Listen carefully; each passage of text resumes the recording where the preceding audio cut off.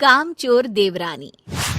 एक बार की बात है, सुषमा अपने पूरे परिवार के साथ खुशी खुशी मोहन नगर में रहती थी। उसकी 2 बहुएं थी, पल्लवी और शिवानी। एक दिन दोनों बहुएं रसोई में काम कर रही होती है कि तभी उनकी सास सुषमा उन्हें बुलाती है। अरे बहू, जरा इधर तो आना। शिवानी, जरा जाकर देखना सासू माँ क्या कह रही हैं। दीदी, आप ही देख लो ना जाकर, आपको भी तो सुनाई दे रहा है। अरे मैं आटा गूंद रही हूँ ना, तुम चली जाओ। हाँ, तो मैं भी तो सब्जी काट रही हूँ ना दीदी।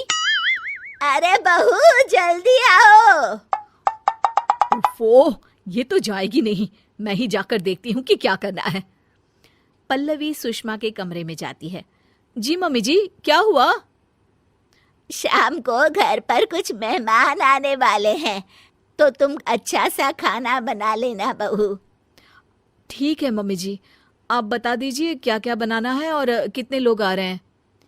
सुनील की मौसी जी और उनका पूरा परिवार आ रहा है। कुल मिलाकर 3 लोग और हमें मिलाकर हुए 9 लोग। तो अभी से ही तैयारी करना शुरू कर दो।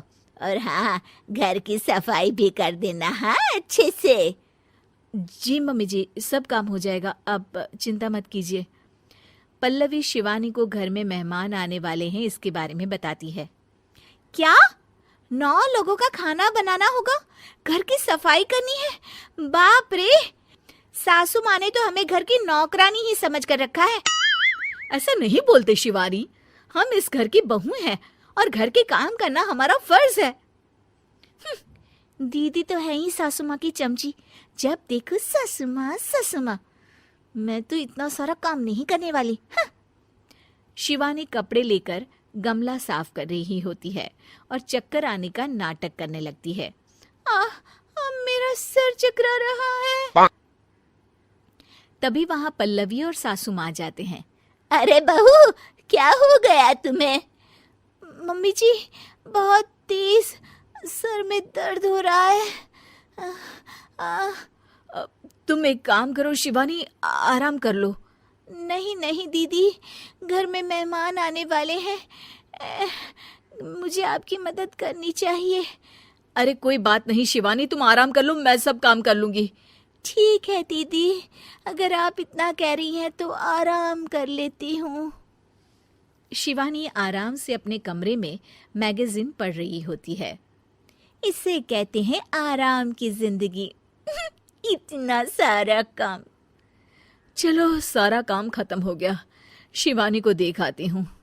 शिवानी अपने कमरे में ईयरफोन में गाने सुनते सुनते सो जाती है और उसके साइड में मैगजीन भी रखी होती है। पल्लवी वहां आ जाती है और वो सब देखती है। ओहो, तो मतलब सब काम चोरी का बहाना था। अभी बताती हूँ इसको।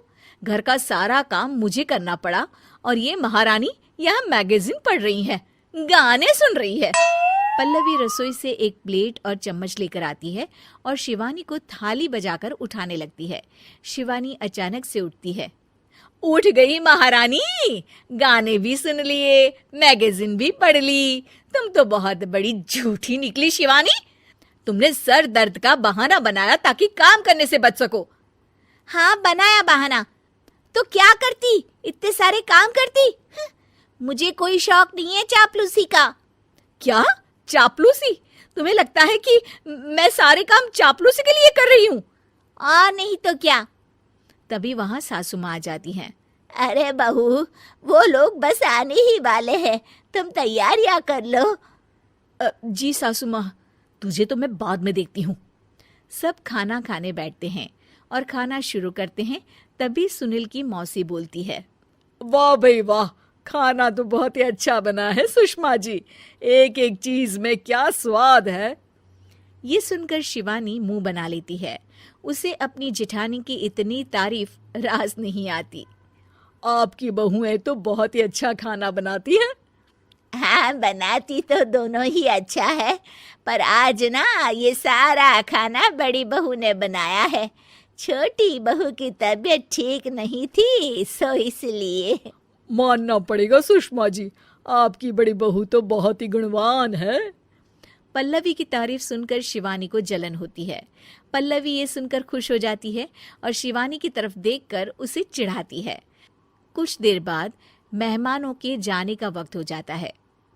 मौसी जी सबके लिए उपहार लाई होती है। वो सबको शगुन के पैसे देती हैं और अंत में पल्लवी के पास आती है। तुम्हारे लिए शगुन का लिफाफा तो है ही, पर बहू तुम्हें एक और उपहार भी मिलेगा इतना अच्छा खाना बनाने के लिए। मौसी अपने सोने के कंगन निकालकर पल्लवी को पहना देती है। ये लो, ये मेरे मनपसंद कंगन है, अब से ये तुम्हारे हुए। धन्यवाद मौसी जी। ये देखकर शिवानी तो पूरी तरह से जल जाती है और गुस्से से रसोई में चली जाती है। तभी वहां पल्लवी आ जाती है और उसे अपने कंगन दिखाने लगती है।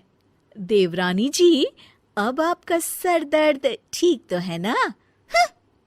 मुझे लगता है कि अब सर दर्द शुरू हो गया होगा आपका।